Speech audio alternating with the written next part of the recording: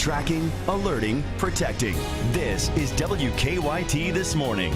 Now at 5 a.m. on WKYT, a man wanted for the murder of a Pulaski County woman has been found and arrested. We'll have the latest developments coming up this morning. A soldier injured when a car slammed into him outside a Lexington bar is still recovering in the hospital. And Winchester police are still trying to figure out what led to a train hitting a car. One of those stories and more, and breaking news as it happens. It's coming up on WKYT This Morning. Hello there, good morning and welcome. It's so good to have you along on this Thursday. It's a chilly start to the day, so get ready for that. I'm Bill Bryant. And I'm Rebecca Smith. Thanks so much for being here. It's calmed down a lot since, earlier this week. It has, and we have, in fact, expected maybe some sunshine by tomorrow. Here's meteorologist Micah Harris. Yeah, the sunshine is going to be much welcome. Now, I can tell you that, especially from the past few days, where we have seen some rain, clouds, and some pretty cool temperatures, too. And guess what? We're going to do it all over again today as you see that system slowly but surely working its way eastbound. Now, outside right now, we have numerous showers. A lot of these are very light, more like sprinkles, but you are getting some embedded moderate showers out and about, especially up toward the river area as you cross over the interstate. Now, temperatures are in the 50s. It's a cool start. There's no doubt about it. And today's forecast sitting there in the mid to upper 50s. Again today. Now we'll hold on to that rain today, but tomorrow we'll get rid of it, and it looks phenomenal. I'll show you not only your Friday night forecast for football, but also your weekend forecast, because it gets a little questionable on one of those days. And I'll show you which day that is. Come on. All right. Looking forward to that forecast and to the weekend, and we thank you, Micah. New this morning, police have found and arrested a man in connection with the murder of a Pulaski County woman. Police arrested Johnny Hendricks late last night without incident at a home in Leslie County. WKYT's Whitney Wetzel is at our live desk with the latest developments in the case. Whitney, good morning. Good morning. One man is now behind bars for the murder of Monica Wells, but police are still searching for another man who may have witnessed the attack. Monica Wells went missing Tuesday, and immediately her family suspected that her boyfriend, Johnny Hendricks, had seriously injured or killed her. Yesterday, their suspicions were confirmed when Wells' body was found uncovered in a sinkhole well about 12 feet deep, a short distance away from her Providence Road home. Authorities say Hendricks and Wells got into a violent argument on Tuesday in front of Wells' 8-year-old son.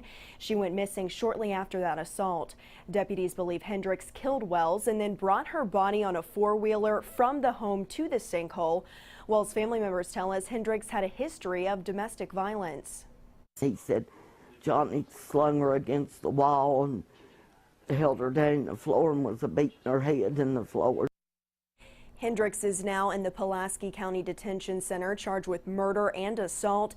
He's expected to appear in court tomorrow morning. Meanwhile, investigators are still searching for Hendricks' brother, Freddie Pennington, who they believe witnessed Wells' assault and murder.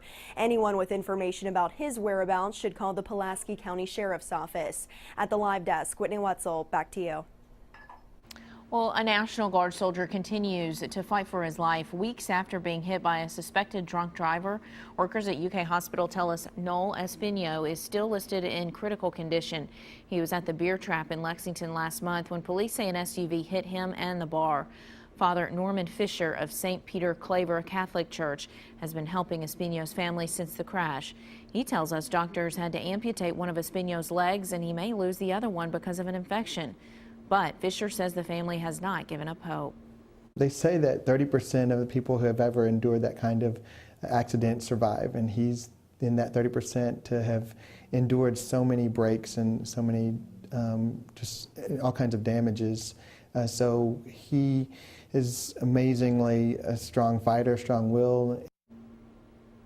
Espino is a member of Guam National Guard. His family's been traveling back and forth from Guam to be with him. Police charged the driver of the SUV, a former Lexington firefighter. It's 5:04 on WKYT This Morning. We're learning more about a shooting that injured a Domino's pizza worker in Danville. Police testified during a hearing for the suspects in the case. Police say victim Zoe Reed was alone in the store after someone called in a fake order. Police say they were able to ping the phone used to make that call, and that linked the suspect, Patrick Brand, to the case. Also in court, another suspect, Robin Adams, admitted that she picked up Patrick and Rico Penix the night of the shooting. A 16-year-old was also arrested in the case. Police say Reed identified Penix as the shooter. Reed is still recovering in the hospital. Police in Winchester are trying to figure out what led to a train hitting a car. It happened at the West Broadway crossing. Winchester police tell us one person was taken to a hospital in Lexington after the crash. That person's condition is not known at this time. No other details have been released. The search continues this morning for two men who police say robbed a Lexington man at gunpoint. It happened at a Fifth Third Bank on Versailles Road around 4 yesterday afternoon. Police say the two men walked up to a teller and showed a gun and demanded money. They then ran off after getting some cash. Police say they only have a limited description of the robbers. This was the fourth bank robbery in Lexington this month, but police say they are not sure if they're all connected. New this morning, a two-vehicle accident sent a man to the hospital in Lexington. Police say the accident happened on Reading Road near Kirk Levington around 10:30 last night. They say two vehicles were going in opposite directions when an SUV turned in front of a passenger car. The two people in the car were treated at the scene, but the driver of the SUV was taken to the hospital with non-life-threatening injuries. Police say he was cited for causing the accident. State police have arrested a Bell County man who they say sexually abused a child. Police charged 37-year-old Joel Risner with first-degree sexual abuse. Police say they arrested him Wednesday morning after receiving a complaint. They say the victim is younger than 12 years old.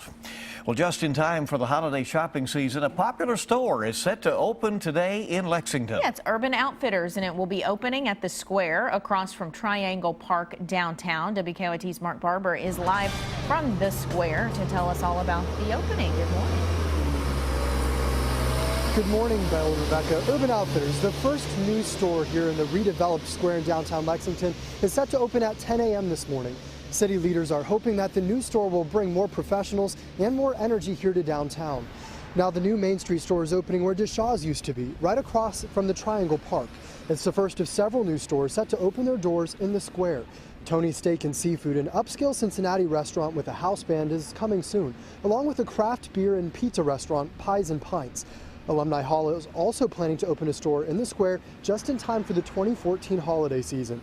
Some who shop downtown say they don't want to see the mom and pop establishments leave, but they are glad to see new businesses opening here.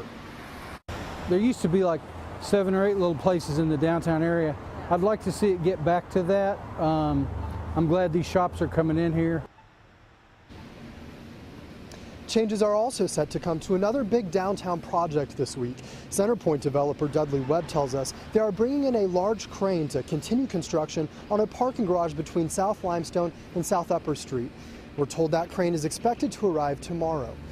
Live in Lexington, Mark Barber, WKYT. A movie about a Kentucky football player who beat the odds will premiere next week. This is the trailer for 23 Blast.